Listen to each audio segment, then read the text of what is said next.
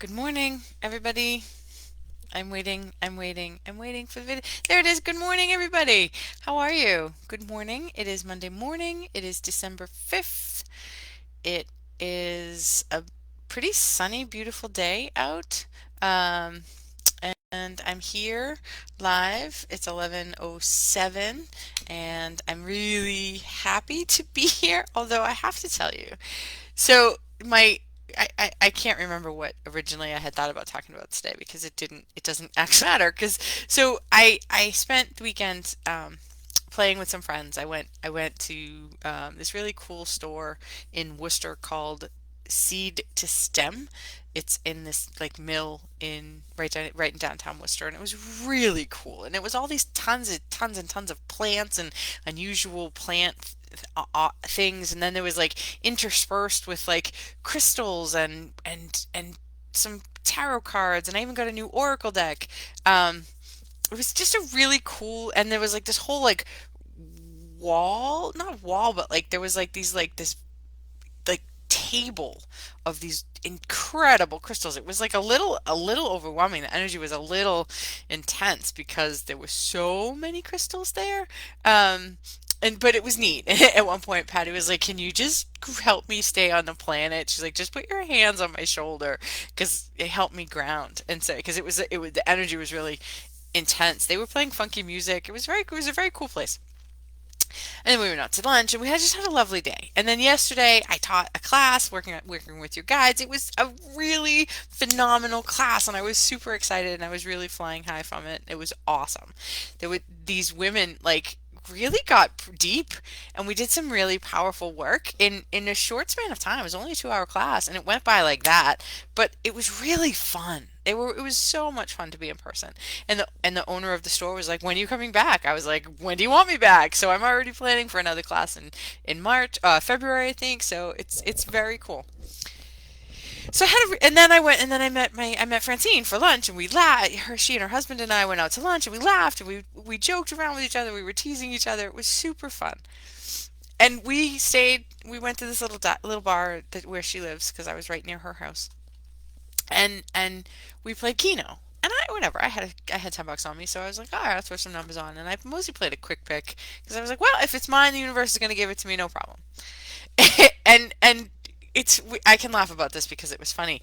Um, I was playing with Francine and she did a quick pick, she did some numbers too, and I was watching her hit. Like she had already won money on a scratch ticket or something, so she already had money. She was already playing with not her money, right? So she was already up ahead of the game. And then Bill comes back with her card and it was like $25. She's like, "Wow, that's awesome." So she plays another couple games and whatever. And then Bill comes back with her cards again and there was $150. And then he came back with her cards again and there was $50. And I was like, I was watching this happen and she was like, "I never hit like this. What's going on?" And meanwhile, I'm like transferring money to make sure that the gas that I bought doesn't hit my bank account before my check that has to clear does, because I didn't want to like so the energy, the difference of the energy of it was laughable. It was really funny, which is good.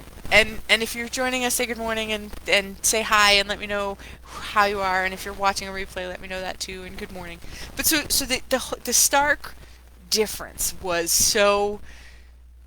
It was such a contrast. It was such a stark difference, and we were laughing about it.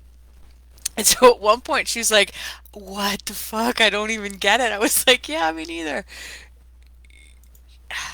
My Google just told me I needed to reload Google. So wish me luck that I don't my broadcast doesn't get canceled. Anyway, so it was fun and it was amazing. And it was a good time. We laughed and I left. I mean, I didn't even get home till I left. I was late. It was I didn't get home till like after 6. And I got home and I started to like go about my day and clean my kitchen and finish everything I hadn't done yesterday. And I just started to get hit with like, shit, man, I could have really used that money. No, whatever. And she got it. She doesn't need it. And I was like, but and I understand that the not needing of it, the having it outside of you, is what then makes you chasing it. That's how abundance works. You have to live and breathe and think as if and all that stuff. I do understand how this works. I live it. I breathe it. I teach it. And yet it was. it was such an interesting challenge. And historically speaking, that is something I have struggled with. I mean, financially, that's been the thing that I struggled with, historically speaking, for a really long time.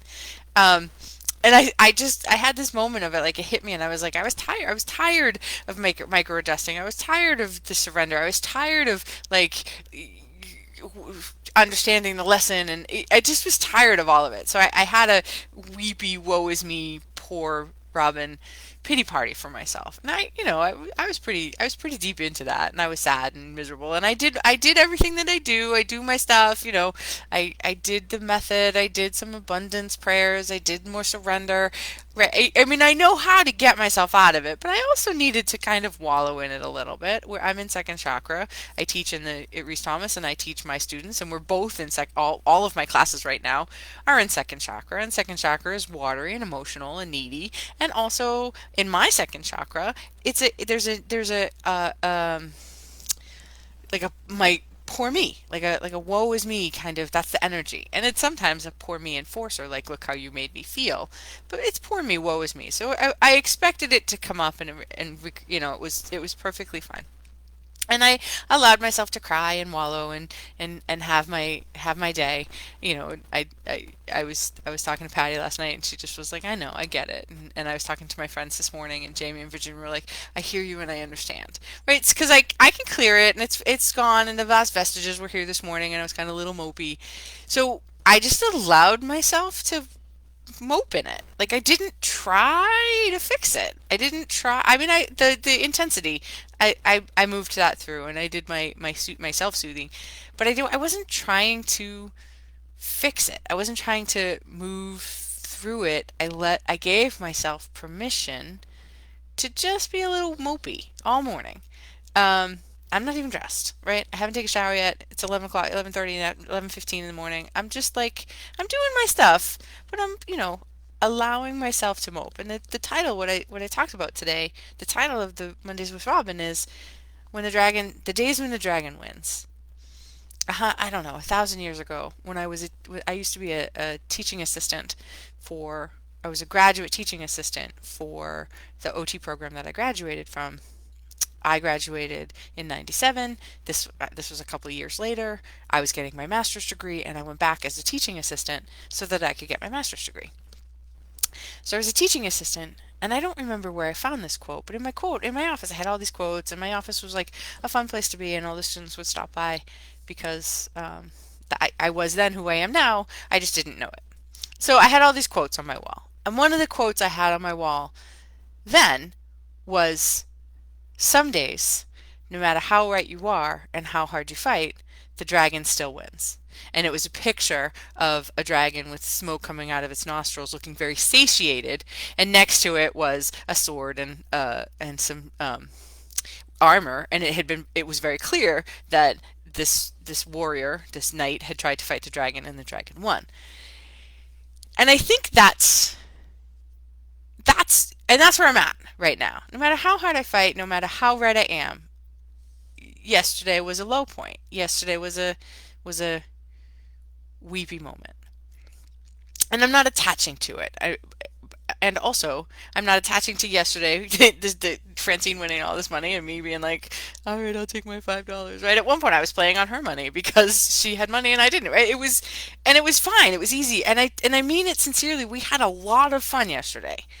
It was only after the fact, when I got home and I started to like let my brain take over, that I got weepy and sad and poor me and whatever. And I also think those are necessary points. Those are necessary. We can't always be up. People ask me all the time, are you always this happy? And I'm like, oh God, no. I have my low moments.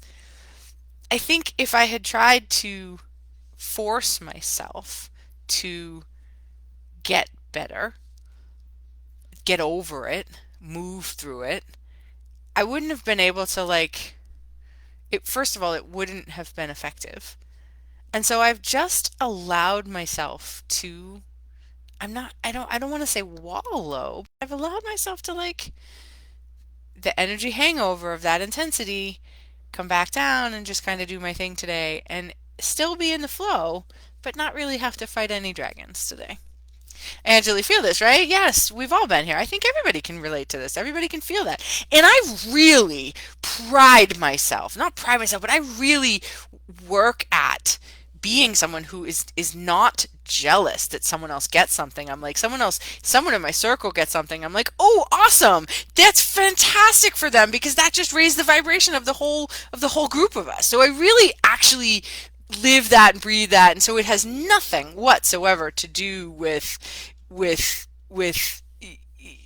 being jealous of Francine. I mean, none of that. I mean, maybe some of that, but that's not how I live and operate, right? So it's like I recognize those pieces too, and I let those all come in. All of the bullshit story stuff, I let it all come in, and I just held space for it, and I told my gremlins to go take a short walk off a long walk off a short pier.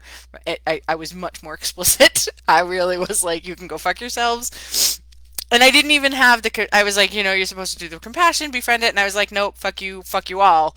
There really was no like, it was a real whoa pity party, right? And I allowed myself the like it was okay that what I felt, how I did it, that I wasn't doing anything wrong. This didn't mean there was some failing and I wasn't manifesting. Like I didn't none of that actually was true. So none of the bullshit story in my head was I mean maybe it came up, but it flowed right through and I was like, nope, we're not going to attach to any of that. But that feeling, the feeling of like just that wanting to wallow. So I have, and I did, and I allowed myself to do it. And I'm finally just now. It's 11:30. I'm coming back. I'm back to myself. Okay. If I had fought against this, it might have taken a lot longer to work through it. I might have beat myself up. I might have had all these different arguments with myself of what I'm doing wrong, which is just compounding the problem. It's not making it easier.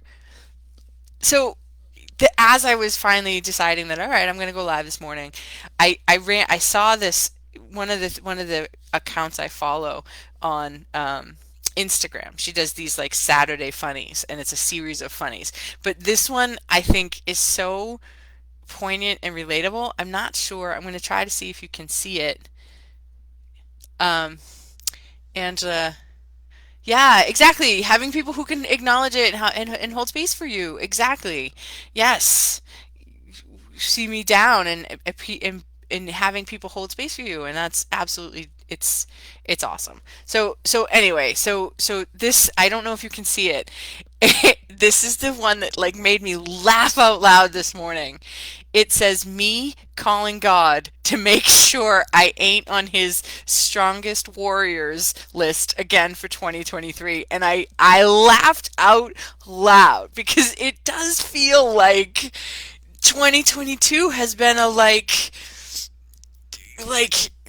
we've entered the Thunderdome energy, right? Like I feel like there's just been this intense slog for most of 2022, and I don't know that I know I'm not alone in having felt it this year, and I know that things actually get better in March of 2023, which coincidentally, there's a retreat which will help you rebirth new life. So if you haven't signed up for Forever Fierce, when things lighten up, as things change in March of 2023, we coincidentally are offering a retreat to help you actually create the life that you want. That being said, things lighten up for 2023. They actually lighten up in the middle of December. Neptune is stationing direct today, I think. So there's so much that's actually changing and shifting and lightening. But I definitely would like not to be on the Strongest Warriors list of 2023, and I think you're with me on this. Anyway, so it made me laugh. It lightened my mood. It shifted my energy, and I'm very grateful for that. If I hadn't allowed myself to slug it out a little bit and scroll a little bit on Instagram this morning, I wouldn't have found it, and it wouldn't have lightened my mood. So the point I'm saying it in all of this is like we have to honor where we are. We have to honor what we feel. We have to allow ourselves to be in the flow, whether the flow is high at a high ebb or a low ebb. I reached out to my support team today and said, "Hey, I'm in a low ebb. Just send me any positive vibes you have."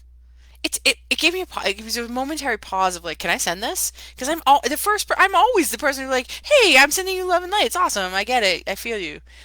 And I felt a little bit of like, asking, but I also know it feels great when my friends when that asks. So it was again about it was about receiving. It was about allowing myself to be held in the way I hold everybody else. So and it makes a difference. It's kind of all I got for today. I invite you all to sit with yourselves wherever you are and make it and let it be okay. And that just some days the dragon might win, and that's okay. And that we get up and we do it all over again tomorrow. And let us just kind of take pride in the fact that we were the strongest warriors in 2022, and that's what was needed. And just allow that whatever we did, however much we did it, at whatever percentage we were able to do it, it was enough. As is, and in the immortal words of Vivian Lee in Gone with the Wind, tomorrow is another day. I think I'm doing a group healing on, I think it's December 15th. I'm doing a group stress relief healing. I'm going to create an event for that in a minute. And I am also going to be offering a solstice celebration on December 20th. I'm going to do both of those online because it's easier than trying to create a space and all that stuff. So I will create events for both of those things. And if you're not on my newsletter, if you're not on my email list, get on my email list because there's going to be a prize in your email list coming out today or tomorrow. Have a wonderful day.